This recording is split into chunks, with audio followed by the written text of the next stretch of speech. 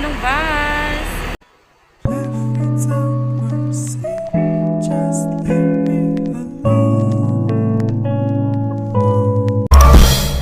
So yun mga kanene, hello! Tanghali na po kaya good din po sa inyong lahat. Nandito na po ako ngayon sa bus. Kaya samahan niyo na po ako sa ating Roro trip. So tara, let's go! Mga kanene, ayos po yung bus na sinakyan natin. Meron po siyang charger sa upuan, so hindi ka na po problema kapag loobat ka. Yun no mga kanene, meron ditong butas, pwede ka dito mag-charge. Pwede ka dito mag-charge ng cellphone. So, diba, nasa harapan ko lang. Meron din po dito sa kabila. So, mga kanene, tara na!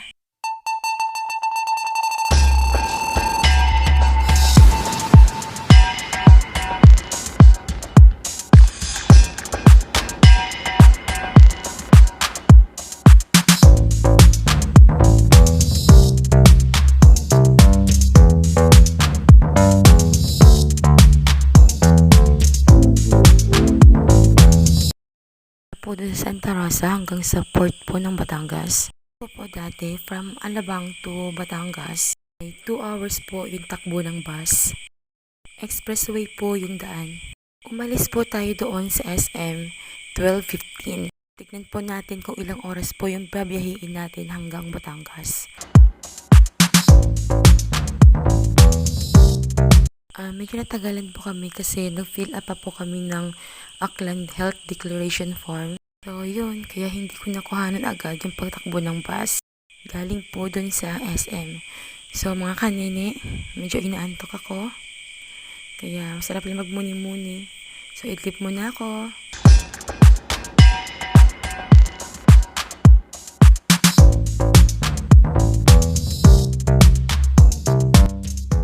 Dito na po kami sa Batangas. So, konti na lang makikita nyo na po yung Roro.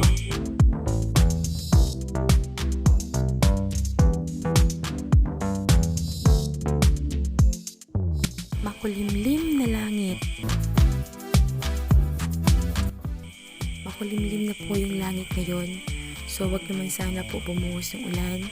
Ito na po, on the way na po kami sa Batangas.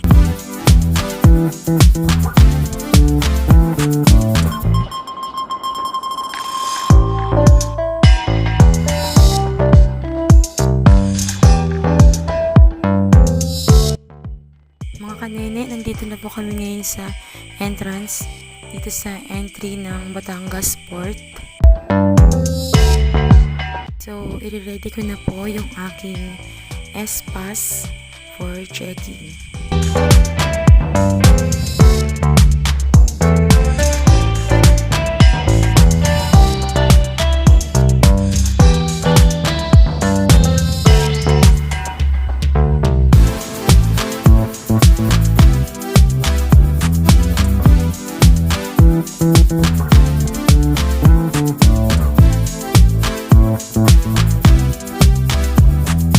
Yun nga pala mga kanene, dahil nandito na po tayo, so dapat ready nyo na po yung mga kailangan nyo. Kailangan madali po kayong kumilos para hindi po kayo pabalik-balik sa bus kasi bababa po tayo ng bus. Dapat nakaready na po yung mga dadalhin nyo, kaya ito na po yung kailangan kong S-Pass, yung jacket ko, yan yung mga baon ko.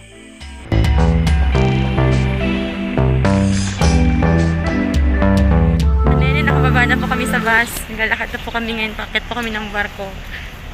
So, kailangan dala po ninyo yung mga gamit. Pagbaba nyo, yung kailangan lang, yung mahalaga lang para hindi po siya mabigat i-hand carry. So, punta na po kami ngayon sa terminal sa loob para po for checking ng mga dalahin namin. Andun po yung bus na iwan. Mamaya po yun susunod pag nakakit na po kami. Natagalan po kami ng baba kasi nakipag-coordinate pa yung driver sa loob para po sa manifesto. Yung manifesto po, yun yung talaan ng mga passenger na aakit sa barko. Saka yun po nakapila po kami dito. Yan po oh. Nakapasok na po kami. Lakad na kami ngayon. Punta na kami sa barko. Aakit na po kami. Kukunti lang po kami ang pasahero. Mga 17 lang po kami. Siyempre, pandemic po ngayon. Kailangan din distancing. Ayan po, pakita ko po sa inyo yung mga barko dito sa Batangas Port. Yan po yung itsura ng mga barko na nandito. Ito po kami nga naglalakad kami. Punta po kami sa barko. Diretso na pala to. Diretso na pala yung biyahe namin. Hindi na siya kagaya ng dati na dalawang barko yung sasakyan namin. Ngayon, diretso na siya mula dito sa Batangas hanggang Katiklan na po yun. Sa mga nakakaalam po sa Katiklan dyan, yun na po yung malapit sa Boracay. Diretso na po yung barko na sasakyan namin. Hindi na po kami magdadalawang beses ng baba. So, ibig sabihin po, hindi na po ganun ka-hassle yung aming galawan. Yun nga lang, yung dala ko lang ay konti. Hindi ko kasi alam. Kasi nga nasanay ako doon sa dating mga patakaran. Mayroon po akong naiwang mga gamit doon sa bus. Pero okay na yun. Patsagaan ko na itong baon ko. Kami nag-stop over kami sa isang kainan. Yan po, dami nilang ulam. Yung mga gustong pumunta dito yan. Dami kayo pagpipilian dyan. Wala, pasamaig naman si ate makuhanan ko ng video. Dami nilang ulam. Kaso may baon po kaming ulam. So, hindi po muna ako kakain doon. Mamaya na ako kakain sa barko kasi may baon naman po ako. Siyempre, para hindi na tayo magumastas ng malaki. So, sarap po dito tumanaw. Tanaw ko po dito yung dagat. Yan po, oh. Yan.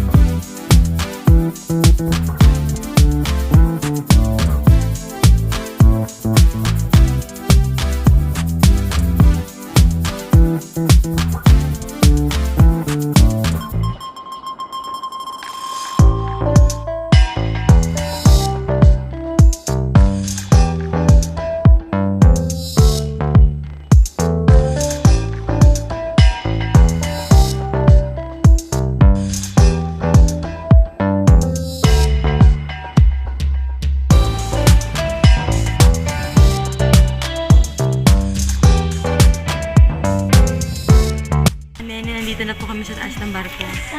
Ayan na po yung aking ticket. Starlight po yung sinakyan namin. Nandito na po kami sa taas. Ayan po, ina-assist lang po yung mga passengers para po mabigyan lahat ng higaan. Ito po yung akin. Nandito na po yung gamit ko. Ayan, papakita ko po sa inyo yung itsura na nasa loob.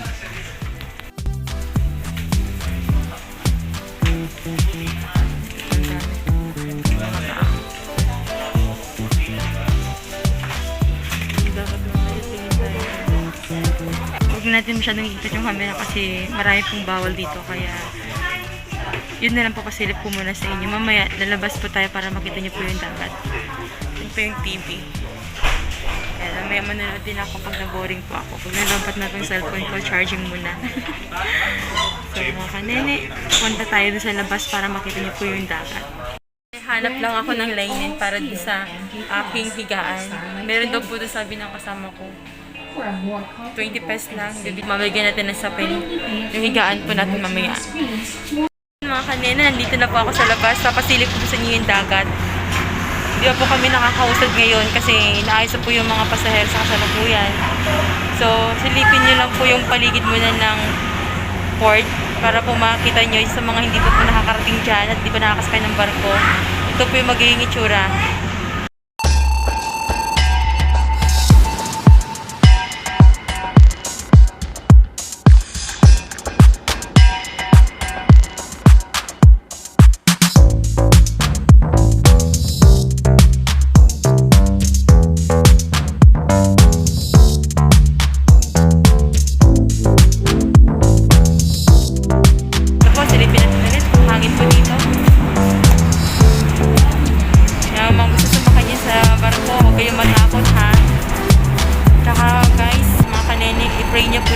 Pray nyo rin po yung safety namin, tsaka lahat po nang nandito sa barko at ang barko. Tsaka syempre sa lahat na rin po, safety po yung ating kailangan i-pray para po maging ligtas po yung ating biyahe, ang ating travel. So, for now, bye-bye po muna at magandang gabi sa inyo lahat. Mga kanina, nandito na ako sa higaan ko, kakaakyat ko lang. Second bed po ako. Kita niyo po ako. Sa second bed po ako. Tanaw niyo po dito yung taas. Ay, yung mga tao po busy na ngayon kasi naghahanda na po ng hapunan. Mamaya po mag-aandar na yung barko. Hindi ko na makuhanan kasi nalulabat na po ako. So, maghahanda po ako ngayon ng hapunan ko. Yabo. Yayan. Kain tayo. Kain na si Mama. Rest, recharge. Sisi, Gaga, Inday, Ate Niken, Maya, Yenin, Sander Martin, Ate Arlene, Ate Niken, Kuya Rene, lahat kayo dyan. Manong, Denzel, Ate Elsa, lahat kayo dyan. Good evening sa inyo lahat. Kain tayo. Nandito na ako ngayon sa Starlight. Good evening mga kanene. Yun nga, nakahiga po muna ako ngayon. Kasi sabi ko kanina, kakain ako ng hapunan. Kaso lang, madaya pa yung tao po doon sa may canteen. So, hindi po ako masyadong makapag-vlog sa labas kasi marami pong naninita doon. Kaya bawal po kasi talaga magsalita na walang face mask. Or di kaya kahit may face mask, bawal. Kaya dito po muna ako, humiga po muna ako saglit para din makapagpahinga ako. At kaya pa naman ng battery ko yung makipag-usap po muna ako sa inyo. So, ganito po dati kasi pag umakyat po kami pag bumiyahe po kami, 2 barko po yung sasakyan namin. Ngayon, isa na lang po. May diretsyon na po na biyahe mula po dito sa may Batangas Pier hanggang Katiklan na po yun. Malapit na po yun sa Boracay. Tapos, dito po, higaan na po yung pinaprovide nila sa mga pasahero. Hindi kaya po ng dati, upuan lang, kanya-kanyang hanap or pwesto ang mga tao.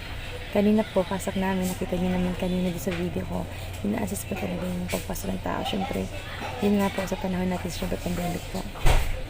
At yun nga, komportable naman po kami dito sa higaan namin. Maya-maya kakain din po ako. Tapos, estimated hours po ng biyahe namin, 13 to 14 hours po. Ganong oras po yung haba ng lutang namin sa laot. So, sana po, i-pray niyo po yung safety namin sa biyahe. Maligtas po kami makarating doon po sa Katiklan. At medyo mahaba po itong vlog ko, no? Kasi parating po sa Katiklan. Yun po, another port po yun. Makikita nyo rin po yung view doon. At biyahe po yun ulit. Pupunta po ulit sa amin. Sakay na po kami ng bus. Yun. So, mahaba pa po. For meanwhile po, ito lang po muna yung information na binigay ko sa inyo. Ito yung pinagkaiba lang po ng dati na sinasakyan namin, tsaka yung ngayon. At tsaka yun pala, bakit po mataka kayo kung ano po yung Roro. Ang alam ko po kasi yung Roro is roll on, roll off. Yun po yung ibig sabihin niya. Yun nga po, ang ibig sabihin po nun, sa akyat baba, yung tao na yung sinasakyan ay sasakay din po siya sa barko. Tapos sa mga cargo naman, nasakay yung sa barko, gumagamit naman sila ng mga equipment, yung mga cranes doon. Basta search na lang po yun kung ano pong ginagawa. So, ngayon, kakain po muna ako. Bye-bye! Yun mga kanene, good evening po sa inyo. Lumabas pa ako saglit kasi nakita ko wala na masyadong tao dito. So, pwede po ako magsalita. So, ito po kukuhanan ko po. Padilim na po paligid. Kukuhanan ko lang po yung ating paglayo dito sa mga ilaw na yan. Kasi mamaya po, hindi na po natin yung makikita mamaya. Kasi pag nasa laot na po, tayo mamaya ay madilim na. As in talagang tubig na lang yung makikita mo. So, ngayon, ganito po yung life ng Roro. Masarap manood po ng paligid.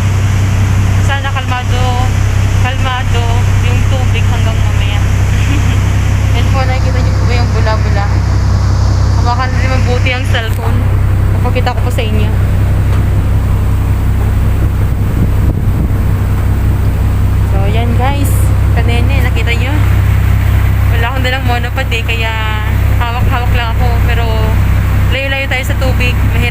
nasa kami natin yung cellphone. So yun po, yun. Doon tayo nang galing kanina. So ang layo na po natin. Mamaya po, hindi nyo na po yun makikita. Madilim na. Wala na po kayo makikita ng ilaw. Tapos yan, dito sa paligid. Ate Nea, yan na yung request mo. Pakalat ko ng video itong pakalis namin. Yan. Last ko pong biyahe ay 2018 pa po yun. So nagka-pandemic, so kaya hindi natuloy yung last year ko na plano. So ngayon lang. So ganito po ang buhay dito pag nasa Roro ka. Amuin mo yung ambience ng dagat. Dati, nung wala pa pong pandemic, sobrang dami po talagang tao po ganito. Nung tayo po nakatambay dito yan, nakahilera. Mga bata nanonood. Kasama ko pa nga dati yung anak ko eh. Nanonood dito. Yun, binabantayan ko kasi syempre mahirap po siya makalusot dito. Sa harang na to, kailangan talaga with attention ng magulang. Pero ngayon, konti na lang po kasi syempre, napakahirap po bumiyahe. Kaya kung hindi naman reasonable yung biyahe mo, hindi ka talaga papayagan. So, for emergency lang po talaga ang purpose lahat ng biyahe dapat sa ngayon. Yun po ang pagkakaalam ko. Kung biyahe po kayo ng dagat at saka ang air, pero nila sa other reason. Pero mas acceptable po talaga agad kung emergency po talaga. Mataya po kasi tanong kung ibang reason po yung sasabihin yun.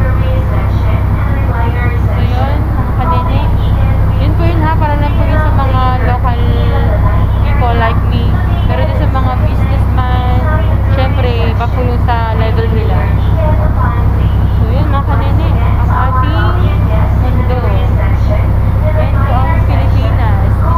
Yan po pala yung mga ilaw na yan, galing po yun sa Batangas. So yun po, lalakbay na po namin dito dagat. Punta na po kami sa Katiglan. Time check po tayo, 6:30 po ng gabi. Hindi po ako naghahapunan. Tinapos ko lang po kasi yung ini-edit ko kanina. So nakita ko, kaya pa naman ng battery ko magbuha ng video. Kasi po mamaya, madilim na po. Wala na po talaga kayong makikita kasi ilaw. So gusto ko po siyang makunan para po makita nito. Ayan, mag-isa lang po ako dito ngayon. Cebu, sana soon or sooner, someday somehow, makabiyahe tayo together. Start din po ako na magsakay ng Roro. Ako po ay 13 years old. 14 years old po pala nun. Pinasakay lang po ako dun sa bus. Tapos, may nakasabi lang akong mga tao sa bus. At syempre, sinabay din po ako hanggang sa bayan namin noon. Ayun. Hanggang sa ngayon, ilang taon na yung lumipas, andito pa rin yung Roro. Kaya yun, sanay na po tayo sa biyahe. Dati nahihilo pa ako, susuka ako, ngayon hindi na po. Mga na lang po yun, para lang po yun sa mga nag-i-start pa lang sa biyahe. Kaya yung mga kabataan, gaya ninyo, ate Yin, kaya nyo ng bumiyahe. Kaya nyo na yan ate, kapal lang mula ng drama. Lakas po ng hangin, mga kanene, madilim, hindi na ako makita. So, yun lang po. Nasilip nyo na po yan. Yan o, hindi na po tayo nalalayo yan sa mga ilaw na yan. So, yun na lang. Mamaya kakain na po ako. Kung gusto nyo po umakit tayo dun sa pinakataas, pwede ko po kayong dalhin doon para po masilip nyo. So, saglit lang. Mga kanene, nakapagod tayo punta sa taas. Yun po. Tanawin dito ang paligid. Dito ang Starbucks. Yan, nakatakot po dito. Mas malakas po yung hangin dito mga kanene. Ako lang mag-isa. So yan, kukuhanan ko lang ang paligid. Madilim na po. Yung iba nakatambay po doon. Hindi ko alam kung maririnig niyo po ako kasi malakas yung hangin. Nakatambay po sila dyan. Dati po punong-puno po yan ng tao ngayon. Yan, kung kita nyo naman kukunti na lang. Layo na natin sa may ilaw. Mamaya talaga, hindi nyo na po yan matatanaw. So, tinan nyo po mga kanina, mag-isa lang ako dito. Ang dilim na dito. Dito po bakante oh. Walang katao-tao. Mga kanina.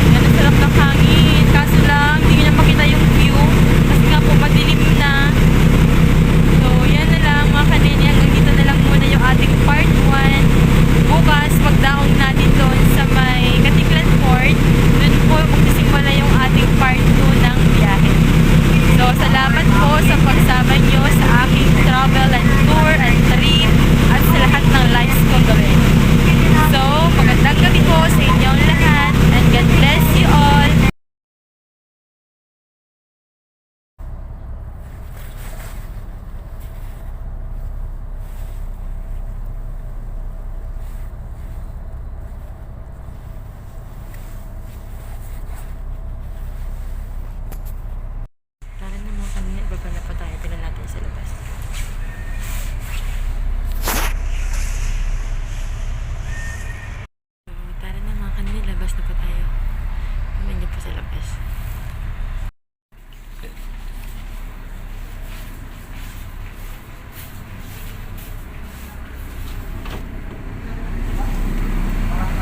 Mga kanini.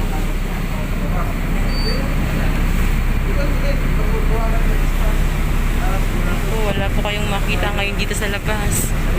Madilim. Diba kanina, kita niyo po yun dyan. Kita niyo po dyan yung mga ilaw yun dyan kanina. Ngayon wala na. Sa dulo, may nakikita naman akong ilaw yun, oh. Kaso, ano na lang, konti na lang. Siguro mga nangingisda po yan. Shout out dyan sa kay Chopper Sniper. Idol Chopper Sniper. Napaka-idolo ng asawa ko yan. So, yan, oh. Wala na po kayong makitang ilaw. Sobrang dilim na po. Yan. Ito yung alo.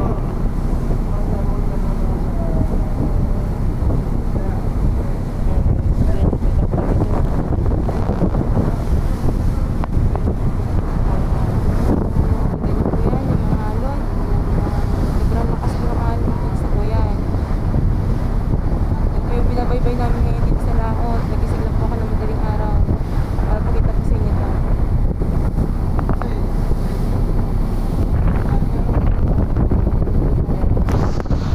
Yun mga kanene, lakas na hangin.